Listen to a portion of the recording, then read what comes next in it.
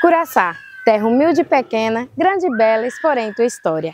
Assim diz o hino na letra de Carlota Possídio. E por trás de uma bela história, sempre haverá objetos e expressões culturais que a moldam ao longo do tempo. Curaçá, mais do que um ponto no mapa, é um símbolo, vivo, resistente, de alegria e tradição. Convidamos você para mergulhar na essência de uma cidade que, mesmo pequena, carrega em si uma história cultural incomparável. Venha conosco conhecer e valorizar o patrimônio que faz a cidade de Curaçá uma terra tão especial.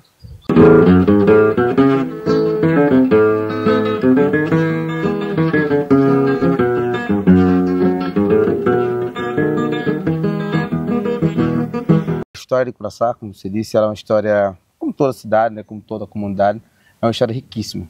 Inclusive aqui nós estamos num lugar histórico. Você sabe, aqui foi nesse espaço que nossa cidade começou, né? Nesse quadrado aqui, nessas casas que surgiram ao redor da igreja, né? Essa igreja aqui, inclusive aqui a filmagem vai mostrar, mas aqui diferente, segundo o que nos contam, né? A casa da fundadora, né? Dona Feliciana, que também é uma mulher que tem os seus mistérios, né? É a mulher que foi atribuído o título de fundadora, que tem os seus mistérios. Eu falo os mistérios porque pelo título que ela tem, né? Pela importância que ela tem, pouco se tem registrado sobre ela, né?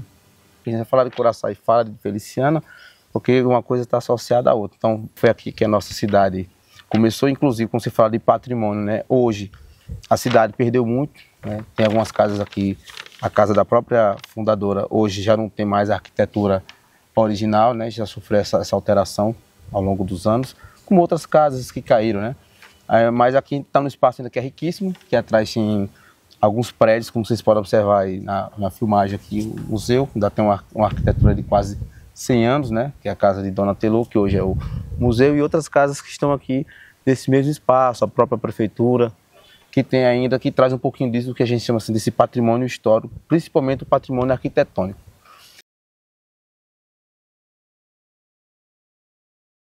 Curaçá, localizado no sertão da Bahia, é uma cidade rica em cultura e tradições. Entre seus patrimônios estão as suas manifestações culturais, como a marujada. Essa festa é uma celebração vibrante que mistura elementos das tradições religiosas africanas com a cultura local. Durante a festa, homens e mulheres vestidos com trajes coloridos dançam ao som de tambores e cantos que se espalham pelas ruas da cidade. Veja bem, a marujada é uma dança de descendência africana, dos negros.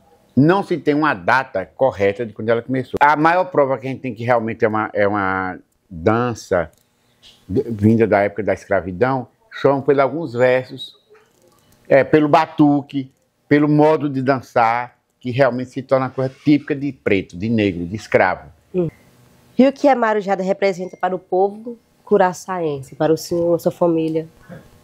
Fé. Primeira coisa é fé. Depois representa tradição, cultura, né? Harmonia, respeito.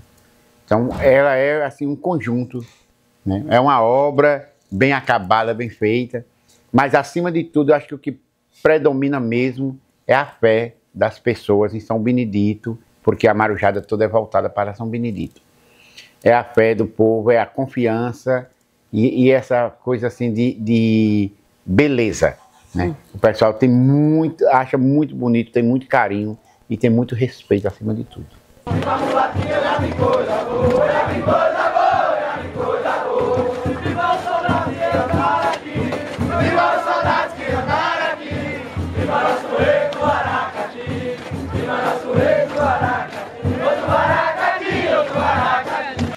Toda a história da marujada ela tem origem, né, na família de Mãe Sérgia. Por quê? Porque o pai de Mãe Sérgia foi negro, escravo. Então, foi quem por muitos anos manteve viva a marujada. Então, tudo da marujada está ligado à casa de Mãe Sérgia. É como se fosse o centro, né? É como se fosse o local de apoio dos marujos, era a casa de Mãe Sérgia, ali na Praça Raul Coelho. E quem era Mãe Sérgia? Mãe Sérgia era uma negra parteira, né, que fez de mim para trás, ela pegou praticamente todas as crianças que nasceram em Curaçá. Com a morte do pai dela, que era o que coordenava a Marujada, foi para o esposo dela. Com a morte do esposo, foi para um genro. Com a morte do genro, foi para um neto. Aí só depois é que ele pediu para eu assumir, já que eu tinha sido a última criança na época, que mãe Sérgia pegou como parteira, porque ela já tinha muito mais de 90 anos quando ela fez o parto de minha mãe. Curaçá é uma cidade tão rica em história, tem em sua base uma forte expressão religiosa. Em meio à diversidade religiosa, a devoção a São Gonçalo se destaca como uma maneira especial de expressar gratidão às promessas alcançadas. Meu pai falava que ele, com 18 anos de idade, ele começou a guiar rodas por um senhor chamado Luizão, que já vinha com essa tradição dos bisavós de Luizão, que já guiavam rodas de São Gonçalo. Então, a gente acredita que ela tenha chegado aqui pelos portugueses, porque ele é um santo português, né? E ele veio e o pessoal conta muitas histórias, né? Que São Gonçalo, quando ele morava na cidade de Amaranto, ele tinha as mulheres solteiras, né? Que naquela época chamava mulheres solteiras. Então ele começou a visitar essas mulheres que eram discriminadas pela sociedade. Então ele vai e começa a fazer esse movimento. Ele tocava viola, entretendo elas ali durante a noite, e elas foram abandonando aquela vida da prostituição para São Gonçalo. Aqui para a Bahia, ele vem para Salvador, de Salvador ele chega para o Nordeste, a roda de São Gonçalo, como promessa, né? Como promessa. Então ele recebe mais rodas do que a missa. Toda pessoa que faz um festejo de São Gonçalo, ele fala que alcançou uma graça pela intercessão de São Gonçalo. E é difícil as pessoas pedirem para não ser atendido. Meu pai, ele,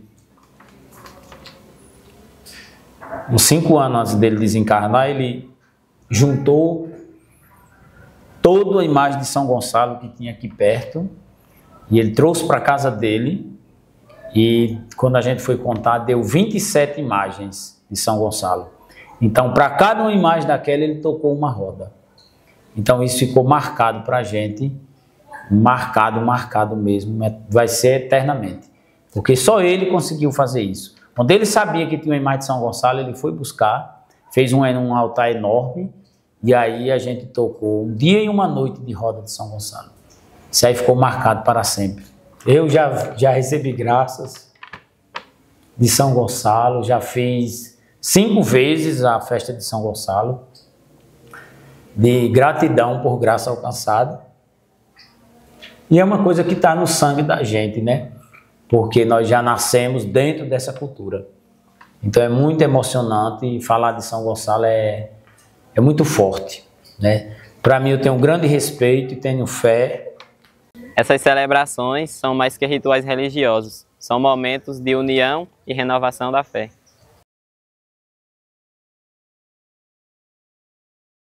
O patrimônio é algo muito valioso e importante com uma comunidade, que quer proteger e guardar para o futuro. Ele pode ser imaterial, como festas, danças, músicas e tradições, mas também pode ser tangíveis, como prédios e monumentos.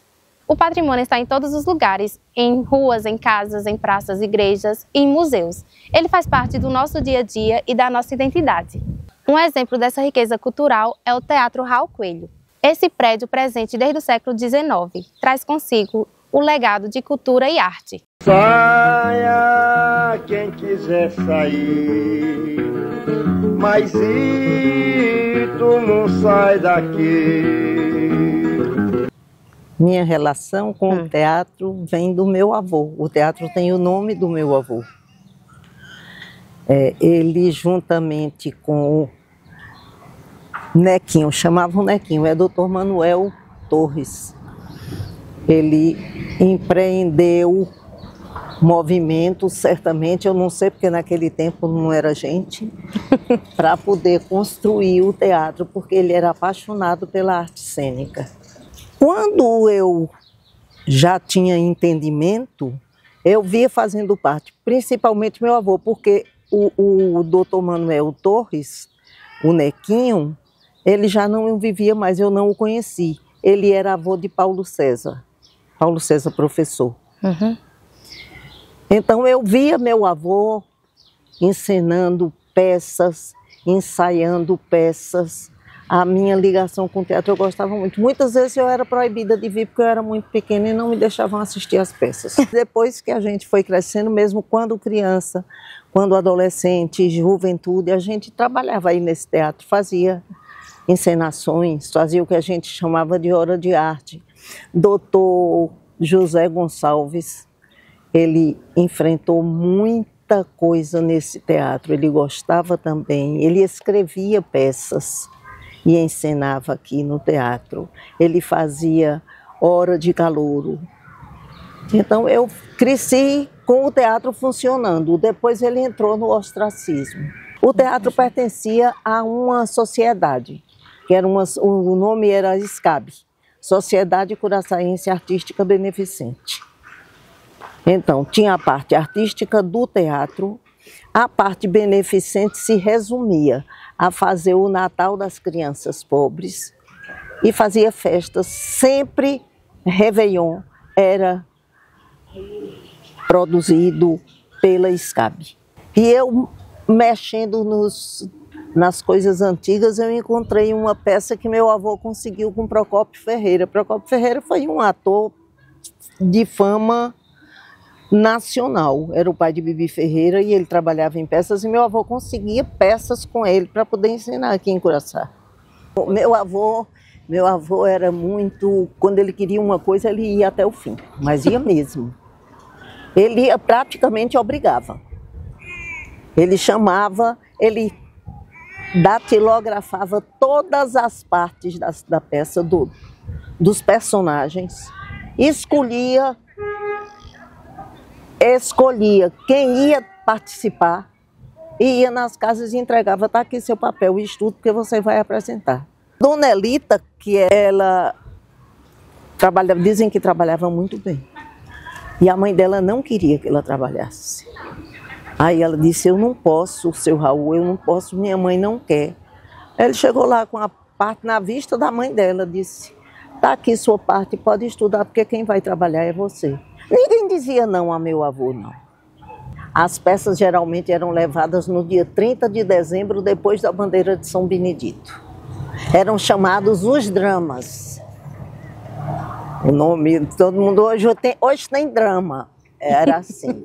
E uma coisa interessante que eu não peguei, antigamente mulher não participava de peça. Não, de peça como atriz, não. Quem fazia o papel de mulher era o Nequinho, que trabalhou com meu avô para a construção do teatro, porque dizem que ele era muito bonito. Então ele se vestia de mulher para poder trabalhar. Essa é a prova de dedicação do nosso povo de Curaçá para preservar sua história e suas tradições. Saia quem quiser sair, mas se tu não sai daqui, eu sou filho dessa terra e tenho um amor profundo. Eu não troco Curaçá por nada mais neste mundo. A preservação do patrimônio histórico-cultural é essencial para garantir a continuidade e valorização da história, identidade e beleza de um povo. É fundamental que a história de Curaçá esteja preservada para que as futuras gerações possam usufruir dos bens culturais deixados por nossos antepassados. Para isso, medidas devem ser adotadas para que o patrimônio de Curaçá seja conservado e valorizado. É um esforço coletivo para manter viva a memória e as tradições da nossa comunidade. É que eu vivo contente, meu viver é um sorriso. Curaçá é o meu mundo, ele é meu paraíso. Estou certo, saia quem quiser sair, mas se tu não sai daqui.